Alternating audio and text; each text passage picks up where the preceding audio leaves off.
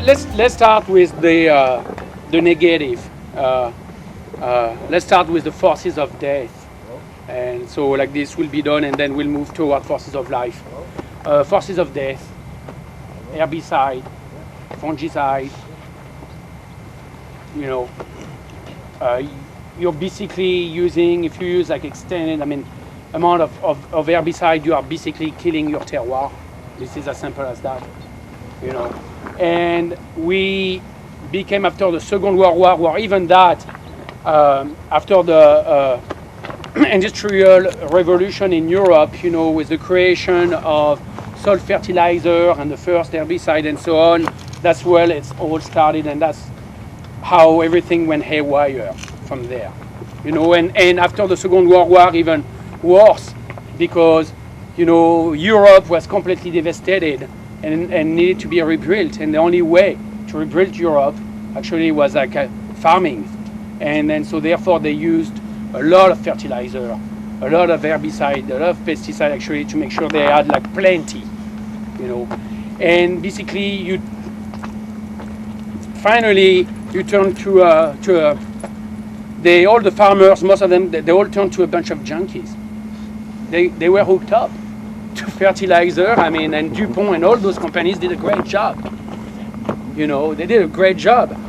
And so that's unfortunately a lot of farmers, you know, when there's mass production involved and only one monoculture involved, you know, like basically you're like in a different path, and basically you are a slave of those chemicals companies. I firmly believe so.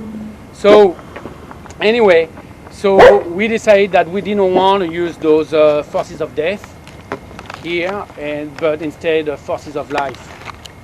And like Vinea, we use a lot of forces of life. Tea, different type of tea. You guys use the compost tea to enlivening your soil.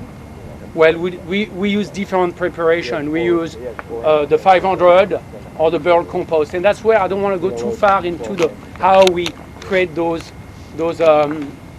preparation, because otherwise, you know, we're going to be here until tomorrow morning.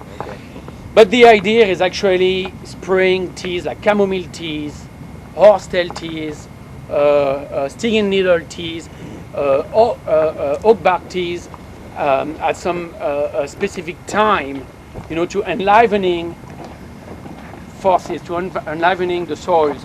And what we are trying to create actually, it's a verticality between the subsoil, the topsoil, the vine, which is a connector, and then the cosmos, the above. So that's what we are trying to do. You know, a lot of people have problem with, especially scientists, with biodynamics, because there's a lot of questions asked, but there's not that many answers or that many numbers on a graph, you know, and then therefore, you know, it's very, very hard for them to understand, you know, when you cannot actually visually see something, you know. Like Stephen used this analogy all the time. I mean, he has that beautiful analogy about biodynamics, and how can you quantify a beautiful smile on a beautiful woman's face? Do you think you can put a number to that? I don't think so. I mean, personally, I can put a number on nice boobs, but not a beautiful smile, you know. And anyway, so therefore that there's a conflict there. But you know, I mean, I went through that period of conflict and sadness, deep sorrow of like why people don't understand everything, to the point that one day I woke up, and that was not that long ago. That was like last February, when Stephen and Trevor and I and John were like in Chablis, and we met with Vincent Dovissard, and I asked him that question. I said, Vincent, you know, I mean, you are the only one who are farming with biodynamic in Chablis. I mean, Chablis is like what, less than 5,000 people. So can you imagine that kind of pressure there? You know, I mean, he's definitely a maverick, and everybody looking at him, and I said, like, how do you deal with that, you know? And he goes like, well, you know what? As long as it makes you happy, it provides you happiness, that's what really counts. The rest doesn't matter. And I was like, an opening, that's right. I'm happy.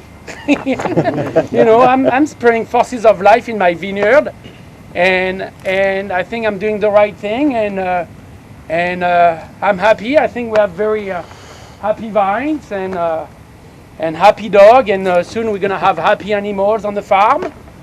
We are bringing horses and cows and sheep, lamb, chicken. We are basically farming, I mean, closing the circle. Because what is biodynamic? It's a closed circle. You know, it's not a monoculture.